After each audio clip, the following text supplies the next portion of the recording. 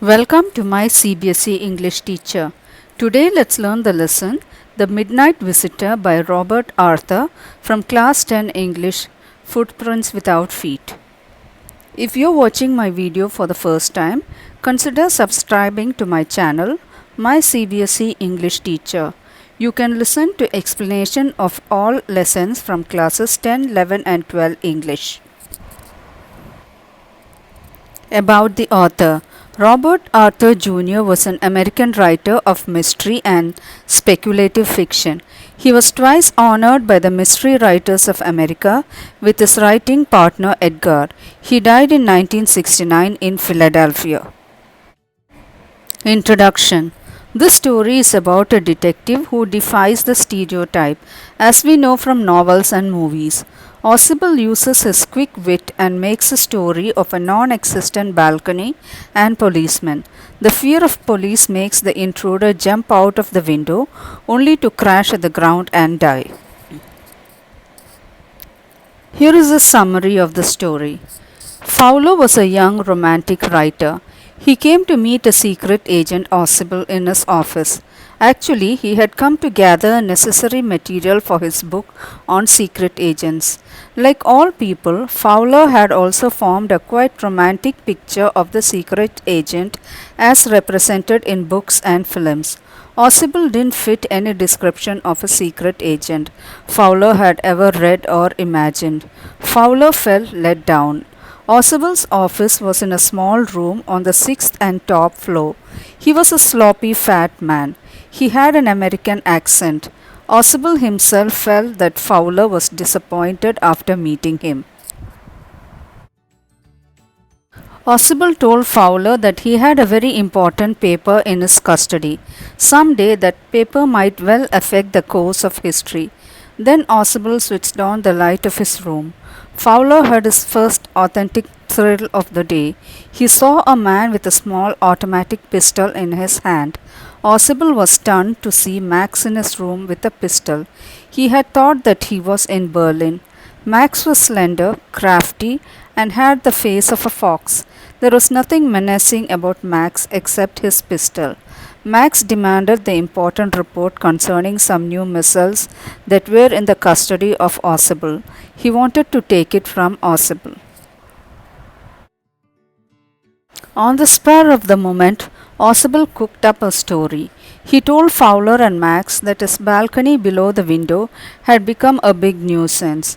It was the second time in a month that somebody had come into his room from there. Max showed his ignorance about the balcony and told that he entered through a passkey.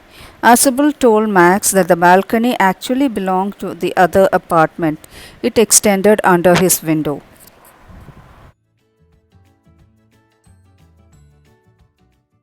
Max was standing erect not far from Ausable. He was waving his pistol with a commanding gesture. Soon he heard a knocking at the door. Ausable cooked up another story at once. He told Max that it should be the police. He had a very important paper with him. It needed a little extra protection. He had told the police to check on him to make sure that everything was all right. Fowler jumped aside. Max bit his lip nervously. Ausable threatened Max that the police would enter as the door was unlocked. They would not hesitate to shoot. Max was nervous. He asked Ausable to send the police away or he would not hesitate to shoot. The knocking at the door became louder.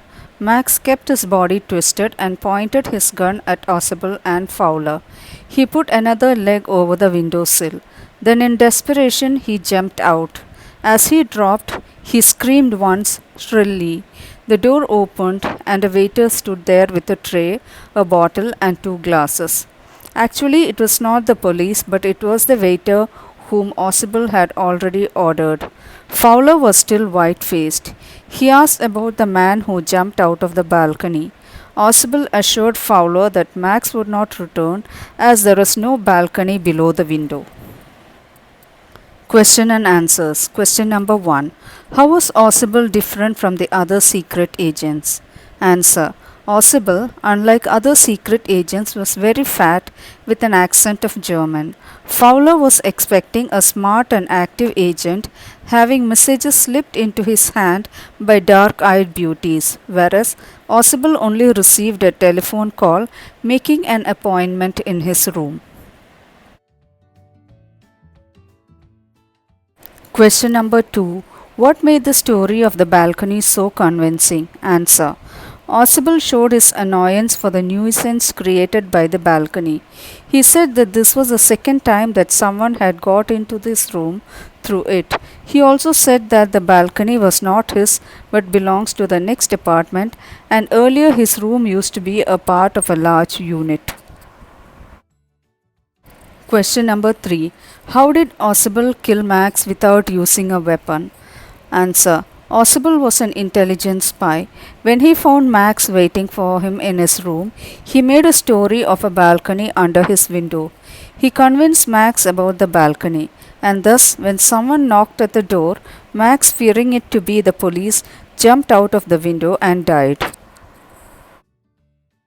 I hope you liked this video. For more interesting videos, do subscribe to my CBSE English teacher. Like, share and give your valuable comments. Thank you for watching.